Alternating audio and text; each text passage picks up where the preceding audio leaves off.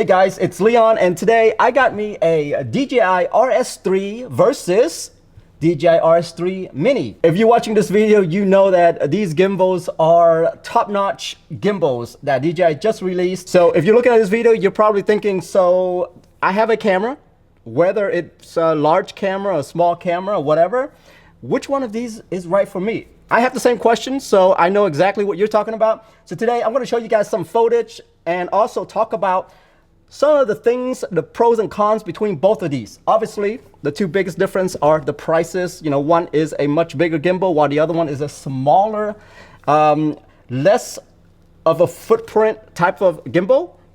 So yeah, today, let's talk about that. Let's go.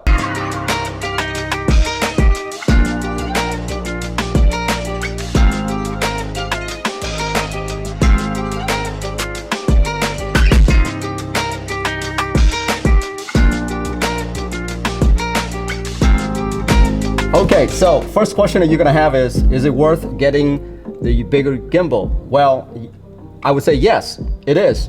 But then it depends on what kind of camera and lens combination you're using on this. So don't just run out and buy a big gimbal. I mean, even if you can afford the bigger gimbal, I wouldn't do it.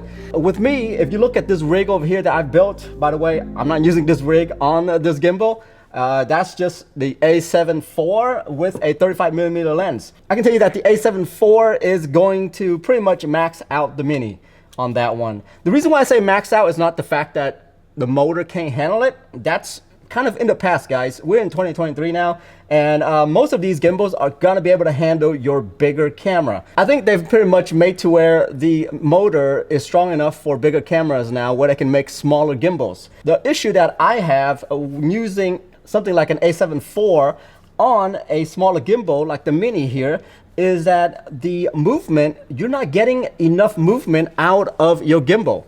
What I mean is that as you are tilting the gimbal, there's a certain point where you're gonna hit the camera, and that's where you need to really watch out. If you're okay with that, then I would say, yeah, the Mini is gonna be fine for you. But I can tell you that when I throw the a7 IV on top of the RS3, I have no issue at all. I don't even think about it. I can move however I want, and it feels natural. It feels good. So that's the one thing that I would say. If you're using a Sony a7 IV, I would recommend RS3. Okay. Now, if you're using a a6500, a6600, maybe a6400. If you're using one of those APS-C cameras, usually the lens with it is a bit smaller. And so, yes, I would say get the Mini. That would be my take right there. APS-C, you go with the smaller gimbal. Full frame, go with the RS3, the big gimbal. With that being said, I am shooting with the a7C right now that you're viewing. And I have used that on both of these as well. And I say the a7C actually feels pretty good on the RS3 Mini. It feels pretty good. But once again, you're getting to a point where it reached that max distance that you can move, and the little LCD screen that you flip out, it's gonna hit something, okay?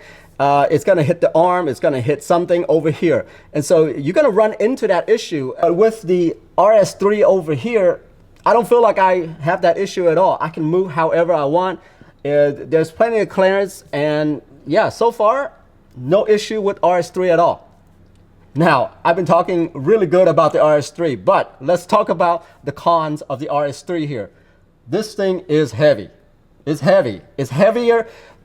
You don't realize how heavy it is until you've used the Mini, which is a good thing for you guys because you're probably just gonna pick one of these without getting both. So you're not gonna notice the difference. But with me, I went to Houston and I shot a line dance show during Lunar New Year, and I was using this thing the whole time.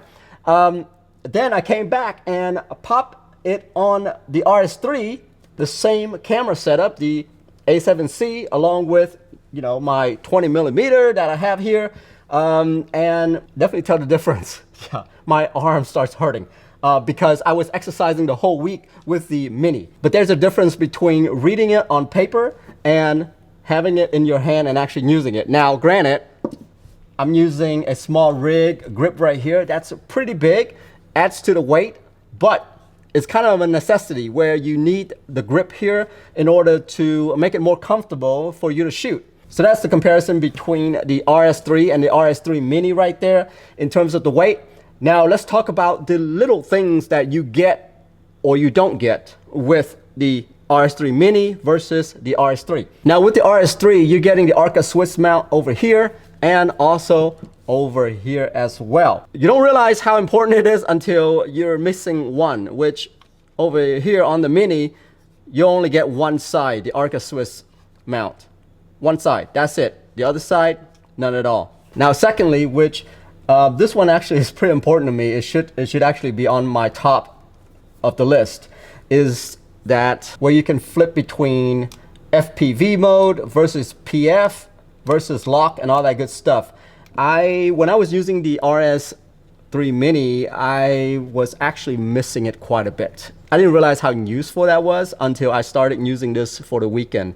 And having to go into the screen in order to change things up was a bit cumbersome for me because I'm the type of shooter that changed things up quite a bit, where I flip between, you know, one angle and then FPV right away because of the type of content that I shoot. And so depending on what type of content you shoot, that might be important to you if you switch quite a bit between PF and FPV. If you guys don't know what that is, look it up. Okay, but yeah, I actually do miss that quite a bit. A question that you might have is, so what about the compact portability of the two gimbal? Surprisingly, I really didn't notice it all that much, the difference. I was using a backpack that I was able to unpack this and put it in. Now with the Mini, I have to do one extra thing, which if you look right here, how about right here? I have to move this kind of in a 45-degree angle in order for it to fit into my bag. Yeah, it's kind of weird, but I have to do that because of this part right here. So I have to do that, and then I have to lock it, which I'm glad DJI let me lock at a 45-degree angle this way, and it actually fit into my camera bag. I've never really had a gimbal that actually fit inside my camera bag before. I've always had to carry it outside, you know, just slip it into like a tripod slot or something like that, or just hand hold it. But I'm really glad that this thing fit in my bag. Now, depending on what bag you have, it can be different, all right? But the one that I'm using is the K&F camera bag that they just came out with, and I totally love that bag. So yeah, this thing was I was able to fit this thing into my bag and throw everything else in there, so it fits really well. Now let's go over to the RS3. Once I got home, I tested out this RS3 gimbal and put it in the same slot as the RS3 Mini, and surprisingly, it actually fit inside of the same slot. Yes, it does. It does fit. The special thing about the RS3 is that you can actually unlock this and remove the battery compartment, which size it down quite a bit. And with this setup right here, it actually fit inside of the same compartment that the RS3 Mini fits in. So in terms of portability, it's a draw, guys. There's the RS3 Mini, which the name implies that it's smaller, to me is the same as carrying the RS3 around. Now let's talk about a little con here in terms of what I have discovered over the weekend using the Mini. The one con is that this little mini tripod that comes with it is way too small for my camera. I know they were trying to keep this thing smaller than the RS3 mini tripod. You see that? But I end up having to grab this mini tripod here and swap it to over here to this mini tripod. What ended up happening is that when you have your camera sitting like this, it actually falls over quite a bit because the top here is much bigger than what the mini tripod legs can handle. And so as you can see on my table right here, there's this little gap right here where the camera usually falls this way.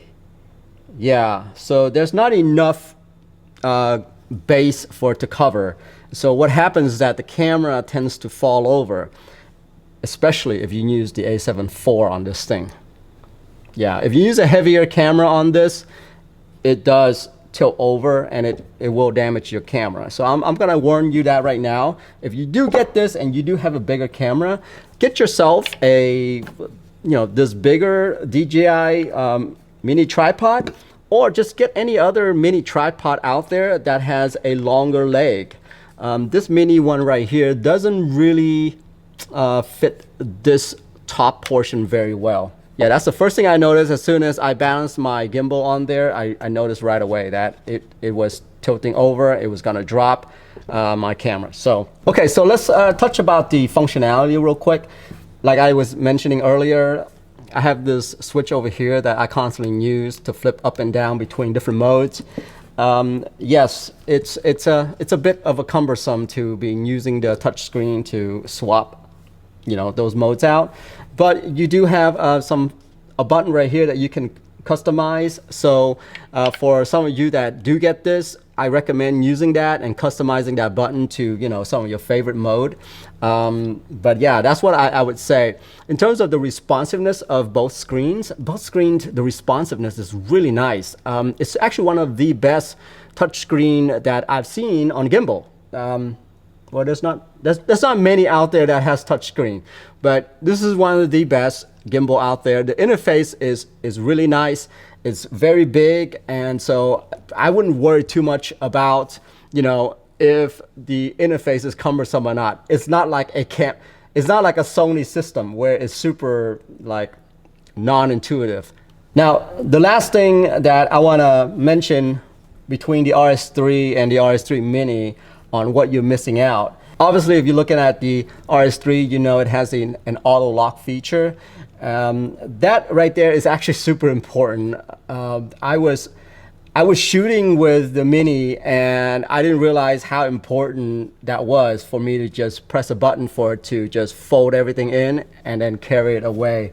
But it was very important to me after the fact.